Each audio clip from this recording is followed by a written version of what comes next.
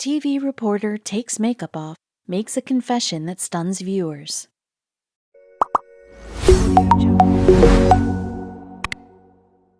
After many years of hiding a giant secret, Lee Thomas knew he had to come clean.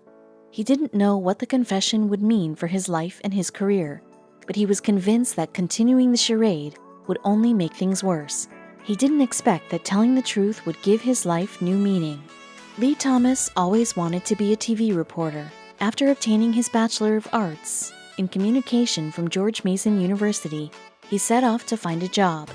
Opportunities soon came calling, and he found himself working in the city of dreams, New York. But life had more than a few curveballs to throw at him. Lee got his career started as an entertainment reporter for Channel 1 News in New York. He covered all sorts of glamorous events, such as the Oscars and the MTV Movie Awards. He felt as if the sky was the limit for his professional life. He had no idea that something within him was about to take his career for a spin.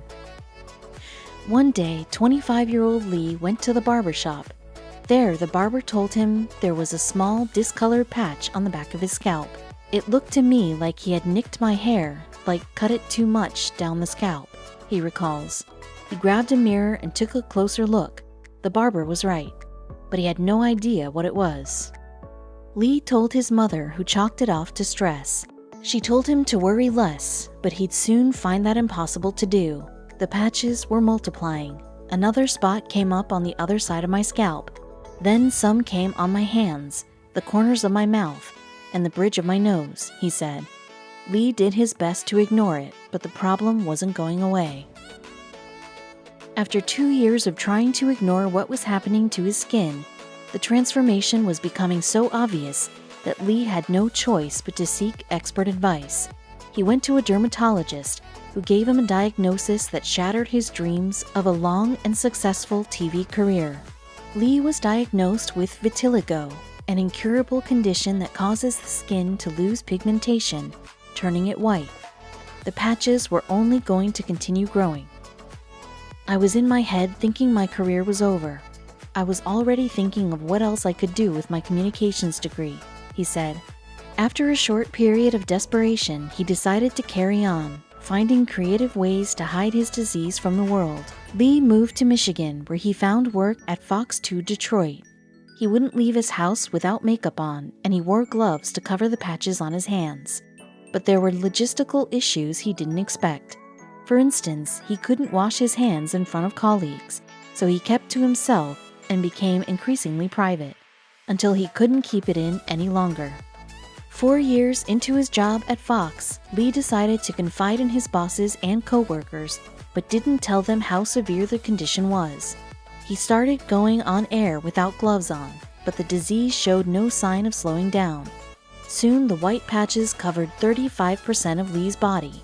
He knew then he had to tell management the whole story. Their reaction was not what he expected.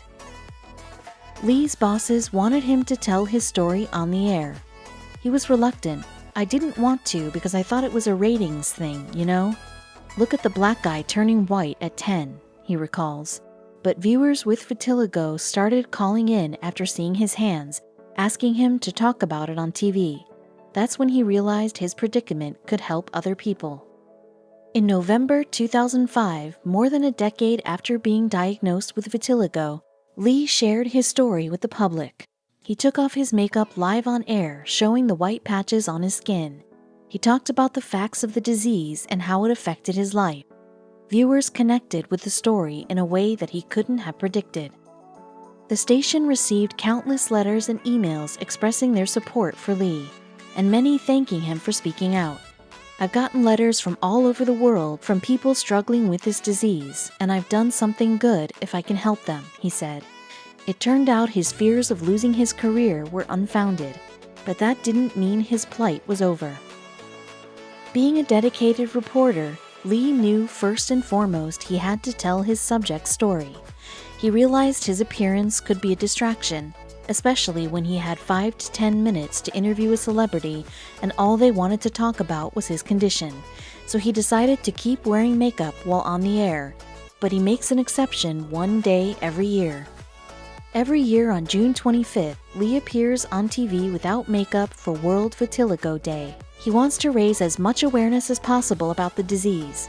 He has heard stories of people who won't leave their house due to insecurities about their appearance. There are lots suffering in silence, and I hope to be their voice, he says. In the end, though, he acknowledges the positive things the condition has brought into his life. Today, I feel like the disease has made me the man that I always wanted to be, stated Lee. I am honorable, respectful, a good citizen, a good father, a good brother, and I am more compassionate and have more empathy than I ever thought I could have. His life story has allowed him to branch out professionally and become an author.